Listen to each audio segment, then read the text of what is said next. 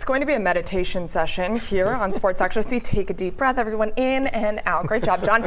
John Michaels here from 680 The Fan right next to me. John, you're doing your deep breathing. It's very exciting. The Falcons cannot ruin your day. No, I heard you say it. Okay. No, I'll wait for the college football playoffs to do that on Tuesday night. He's invested too, of course. You can do it just one. Always. Okay, the you. And then we have Caleb Johnson over there from 92.9 The Game. It is a rivalry show, but we're going to be friends here today. Caleb, you were in Athens last night. Exciting atmosphere there, huh? Yeah, it was good. And I mean, I would rather do yoga up here than talk about the Falcons. I don't know. I just anything in that conversation, but I guess we have to. Okay, yoga for Caleb is another show. We're going to bring that to you next Sunday, maybe. But let's talk about the Falcons. Unfortunately, 5 losses in a row now for the Dirty Birds, and it just seems like they continue to lose the winnable game. John, what's your instant reaction from this one? You are who your record says you are. As much as we want to be positive about the team and you're close and you have all these different things happen, unfortunately, we've become the national laughingstock of how are the Falcons going to lose it this week. And once again, it was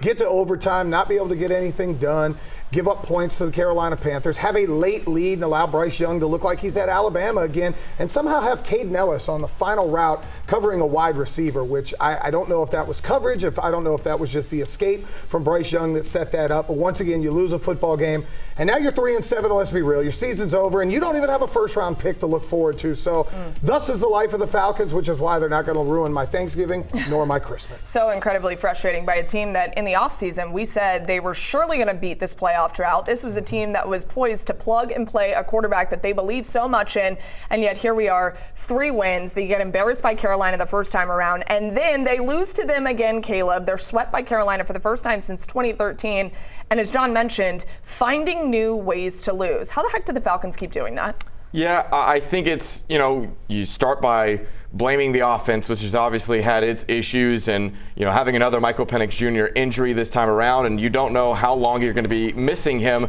dealing with another knee injury. I just think it's wild. I saw a stat earlier today. The Falcons are the first team in the Super Bowl era to have more than 18 sacks in a 3-game span and lose all of those games. It's just like they are doing it in impressive fashion. It's because I think it's a top-down problem. It is from the coaching staff that just can't, for whatever reason, communicate to this team how to play effectively.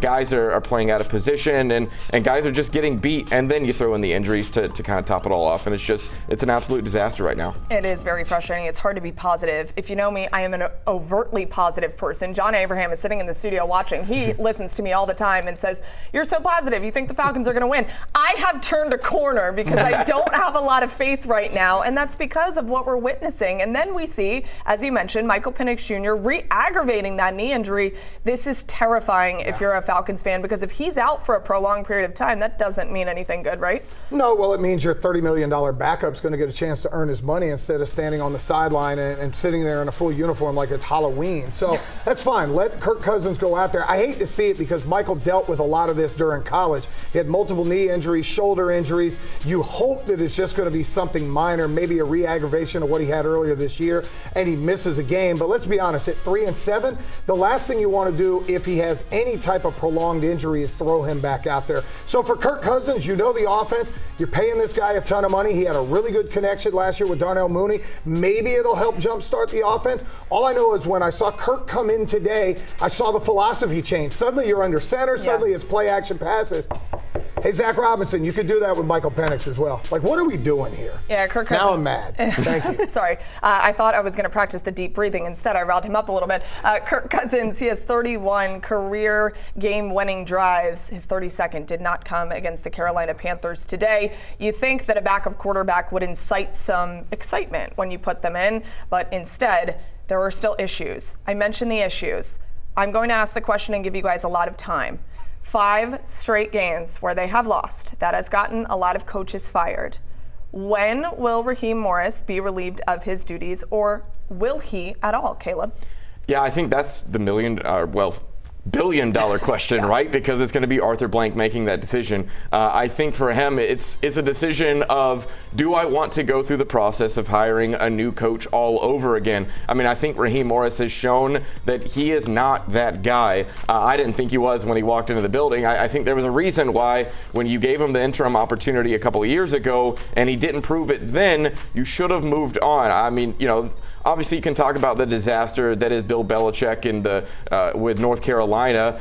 He still managed to win more games to this point with the Tar Heels than the Falcons have won. And so I think it's a mess. It should happen now, I think, at this point, just simply because you look at the last couple of coaches. Hey, it was the Carolina Panthers losses that, finally got them down the road. I think you need to start the process as early as possible, looking at your new next options. I just don't know if Arthur Blank at this stage in his life wants to restart all over again and have another failed process. Man, and this will be a tough decision for Arthur Blank to make. He's so close to Raheem Morris, believes so heavily that he was a guy to turn it around, to get them out of this playoff drought. So what does Arthur Blank do? What do you think the thought process is, John? I don't think he's going to make a move, and it's sad for the fan base because you've now it's going to be 8 straight years of missing the postseason. You're not going to win out and suddenly go 11-7. If they do, I'll do the show naked next time we come in here, and nobody wants to see that. But let's be honest, even if they do make a change today or at the end of the season,